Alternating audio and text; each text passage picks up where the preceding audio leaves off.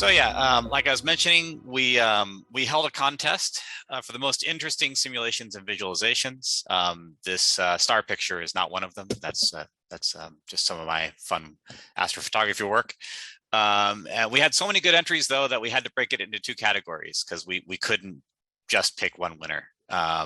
So we broke it into still images and animation categories. We'll probably do that again next year. I'm just glad to see so much interest in this. The entries were judged on aesthetic qualities, sort of novelty of the numerical approaches involved, and the notability of the applications.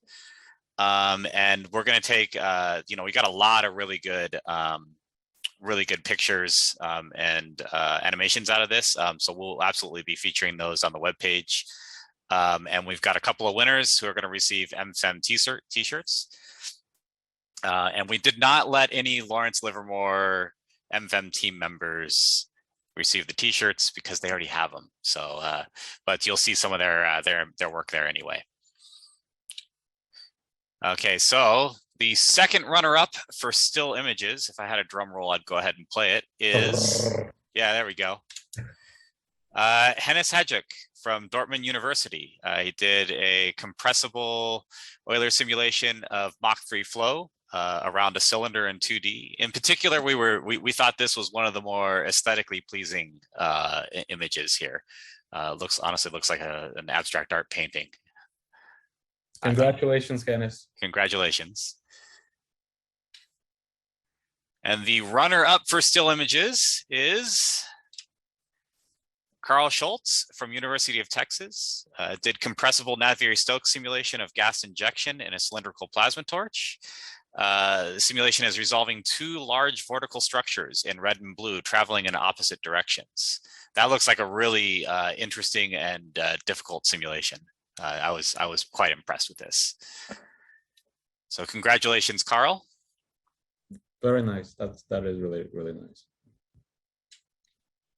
And the winner for still images is Dennis Ogerman from the University of Bochum, I believe in Germany. So he did a visualization of the electric field generated by the electric wave of rabbit heart ventricles during depolarization of the heart.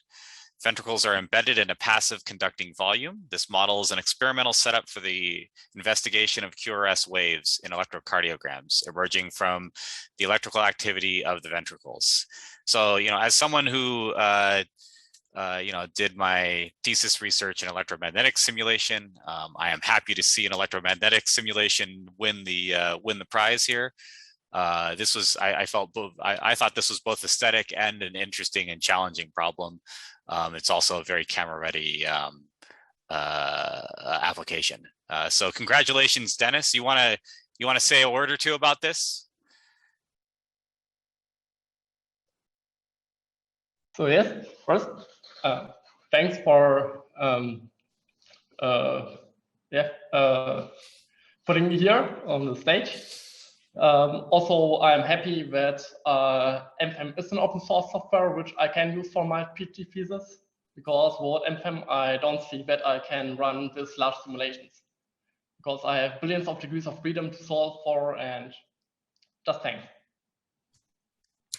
Thanks, Dennis. You'll have to we'll have to get your information so we can send you one of their MFEM t-shirts. I'll contact you, Dennis. You can wear it with pride. All right, so now on to the animations. We also had quite a few really good animations. Some of them, some really interesting ones internal to Lawrence Livermore.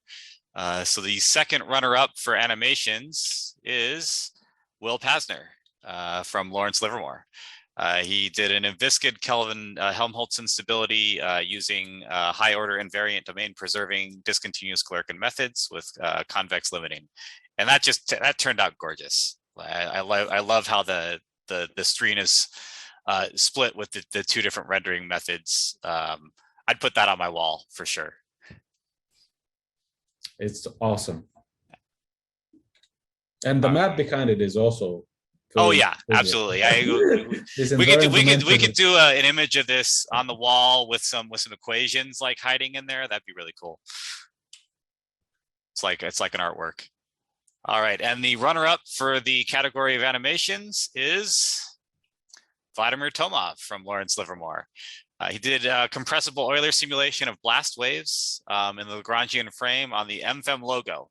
So, you know, if you're looking to win our hearts, do explosions inside of the MFEM logo,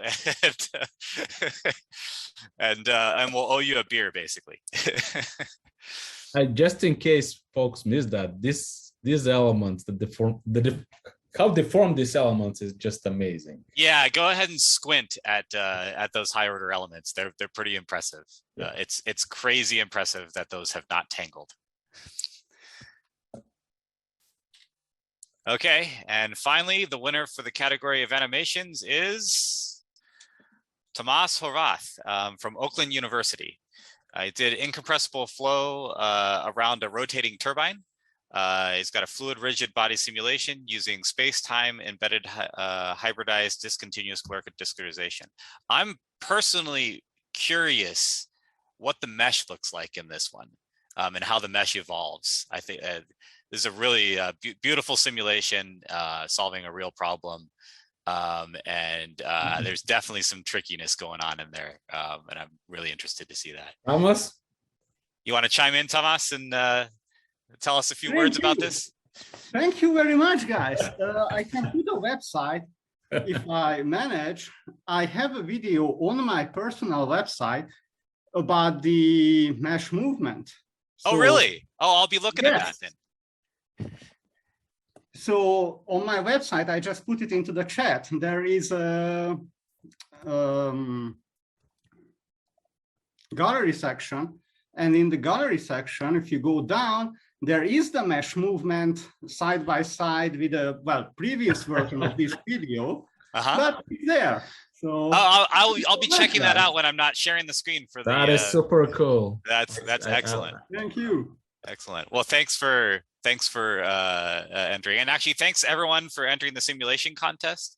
This was one of the funner parts of putting this thing on. It was actually quite hard to judge them all last night, but I would love to see a lot more of these. We're hoping to do this all again next year, so I'd love to see more of these pop out next year. Maybe even I'll throw one in the hat just to see what it can do. So thanks again, everyone, for contributing these. We'll be putting these on our website. All right, so this brings us to the wrap up.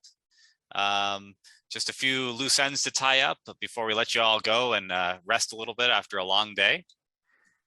So I just wanted to put a page up here on various MFEM resources. I know a lot of you are new MFEM users, so you may not know about all of these. Obviously GitHub, we've got our repo up on GitHub, but as I mentioned, we've got the issues page and the group page that you can join if you contact us. We've also got the MFEM webpage at mfem.org. You've got the front page there. We plan to keep stuff from this workshop and hopefully future workshops at the workshop tag there on the MFEM webpage. We've got a canonical publication out that kind of describes the basics and the inner workings of MFEM. Came out June 2020. It's a modular finite element methods library. It's in CAMWA.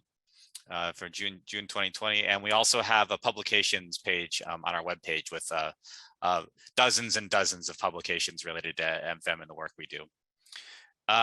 We're planning a seminar series. We actually had far too many people apply to give talks to this than we had room for. So we are hoping to put together a seminar series, and we'll send out invites to you folks because we absolutely want to hear from you. You can also contact us in the near term, at least, on the Slack page that we set up. We got a lot of good discussions going there, and we'd like to keep those going. We'll probably eventually park that web page and reopen it later when we do this again next year. And in the near term, at least, you can reach us at mfem@llnl.gov, and you can always reach us long-term on GitHub on the issues page. So with that, I'll say see you all next year, and I'll start thanking all the people that helped put this thing together. So I want to give a round of applause for the speakers. To get some virtual applause up there, I'll actually clap a little bit because because I'm actually on camera here. But thanks for all your efforts and putting together a series of amazing talks for us. I learned a lot about what MFEM is getting used for, and it wasn't a lot of it wasn't as straightforward as I thought it would be. So there's a lot of really interesting applications and ways of using MFEM that I really hadn't thought of. I want to give quite a few thanks to our discussion leaders, Mark Stoll, Julian Andrew, and Jamie Bramwell, who led some excellent discussions. We hopefully got recordings of those, and we'll see if we can post those later. And I want to give special thanks to the workshop planning committee. I kind of kicked off the idea for doing this thing, and then Zanio, Mark, Will, and Holly really stepped in and made this happen. And finally, I want to thank you all for attending and using MFEM. MFEM is nothing without its users, and we obviously have some very bright and very powerful users out there, and we're absolutely glad for it, and we want to stay in touch. So with that, I'll just give you a thank you for the MFEM from the MFEM team. I think tomorrow we're all going to go out and get some beers to celebrate. I recommend you guys do the same either tonight or, if it's midnight over there, maybe not. But again, thank you all, and we look forward to doing this again sometime in the future.